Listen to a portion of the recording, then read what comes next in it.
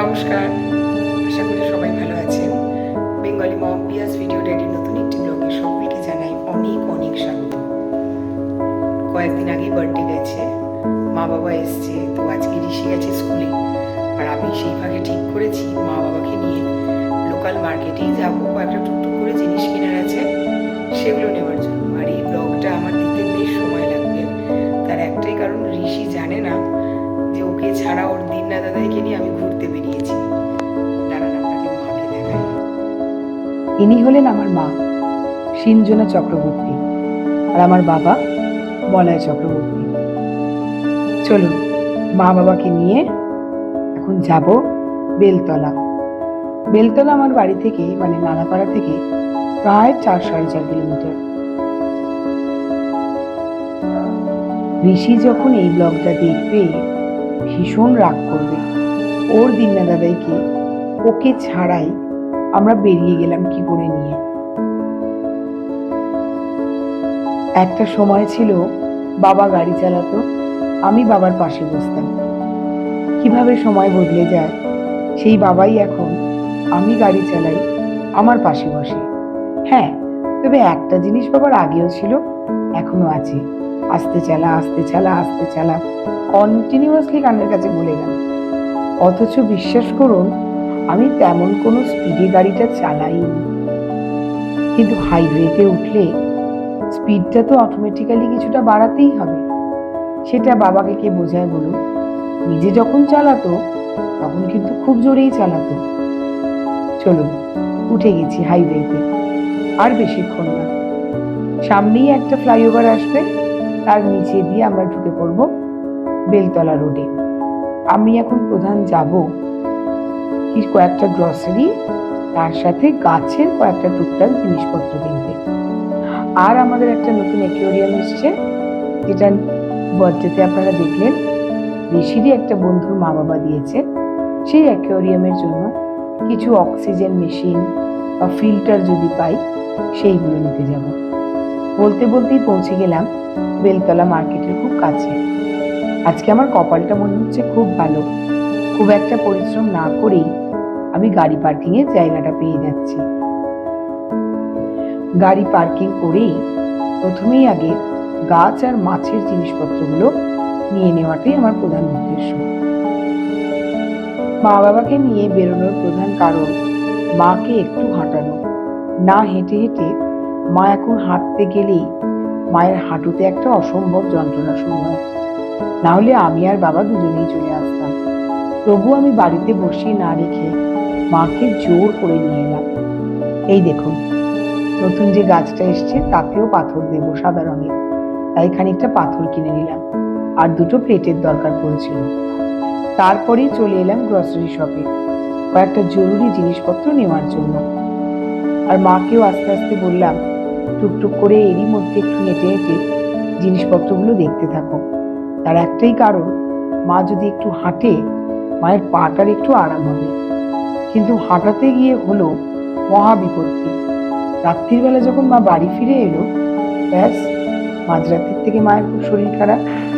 তাই জন্য পরবর্তী 2-3 দিন কিন্তু মাকে আর আমরা কোথাও নিয়ে বেরোইনি।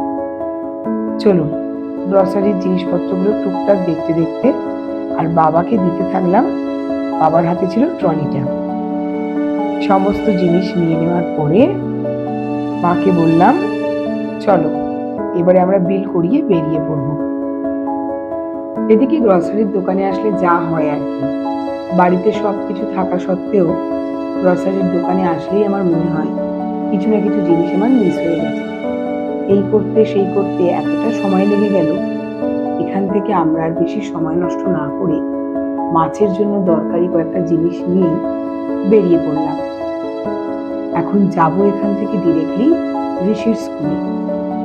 আজকে মা বাবাকে নিয়ে ঋষি স্কুলে যাওয়ার আরো একটা উদ্দেশ্য, মা বাবাকে দেখে ঋষি আশা করি বেশ মজা পাবে আর খুশি হয়ে যাবে। তবে যাওয়ার পথে মায়ের জন্য কয়েকটা মেডিসিন নেওয়ার দরকার ছিল। একটা ভুল মেডিসিন মা কলকাতা থেকে নিয়ে এসেছিল, এখানে এসে চেক করে, কিন্তু তখন আর এক্সচেঞ্জ করার উপায় নেই। তাই মায়ের থাইরয়েডের জন্য এলটক্সিনটা আমরা এখান থেকে নিয়ে নিলাম। তারপর বেরিয়ে পড়লাম বেলতলা থেকে। এখন আমরা সিধে চলে যাব ঋষির স্কুলে। রাস্তার আর বেশি ভিডিও রাখলাম না, ওই একই বাজার, ওই একই জায়গা, তাই বললাম একেবারে স্কুলের ধারে গিয়ে আমরা ভিডিও আবার নেব। পৌঁছে গেলাম ঋষির স্কুলে। চলো আস্তে আস্তে হেঁটে হেঁটে মাকে নিয়ে আর বাবাকে নিয়ে যাই স্কুলের ভেতরটায়। আর স্কুলের ভেতর ঋষিকে দেখে কেন স্পোর্টস মা বাবাও যেমন খুশি, তো কি তেমনি করলে?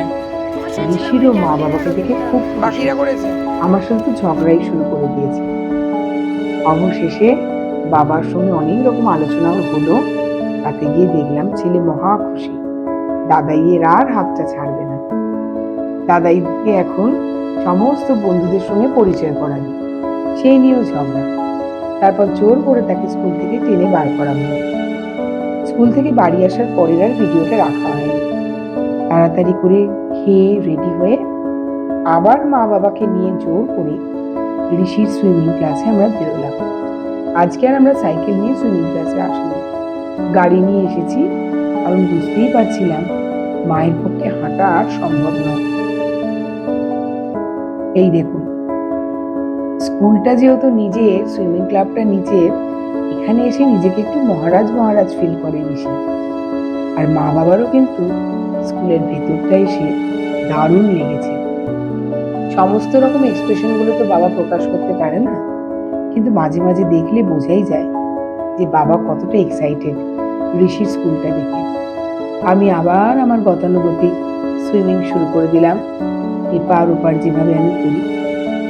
আর তারপর ঋষিও কিন্তু আজকে বাবার কাছে শুনলাম বেশ মন দিয়ে সুইমিং করেছে, যদিও ঋষির ভিডিওটা আজকে আর রাখা হয়নি। খাওয়া শেষে মা বাবাকে নিয়ে এলাম বেশি দেরি ক্যাফেটেরিয়ায়। এখানে আমরা স্যান্ডউইচ অর্ডার করেছিলাম আর চা। আমি যেমন লিকার চা খাই চিনি ছাড়া, আর মা বাবার জন্য দুধ চা।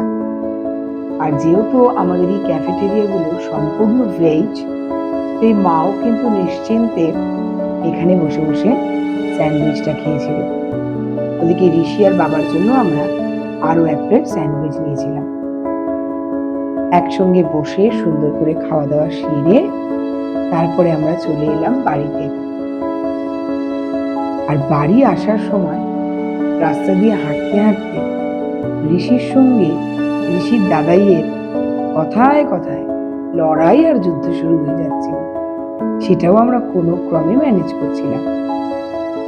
বাড়িতে এসে রোজকার মতো আজকেও আমি আর ঋষি দুজনে সাইকেল নিয়ে বেরিয়ে পড়লাম রাস্তায় দুটো তিনটে চক্কর দেবো বলে।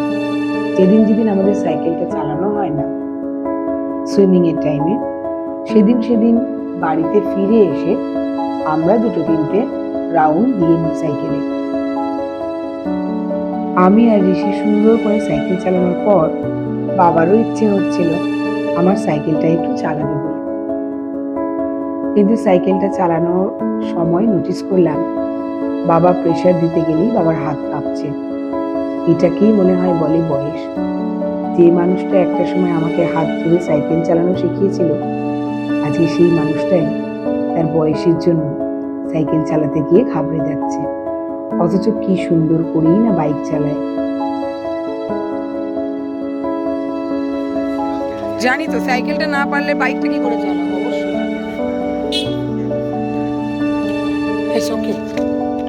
এটা বয়স, ঘেমে গেলে এইটুকু আসতে। ব্লগটা তাহলে এখানেই আজকে শেষ করছি। ভালো থাকবেন, সুস্থ থাকবেন, সাবধানে থাকবেন সবাই। দেখা হবে আশা করছি শীঘ্রই নতুন কোনো একটা ব্লগে। টাটা।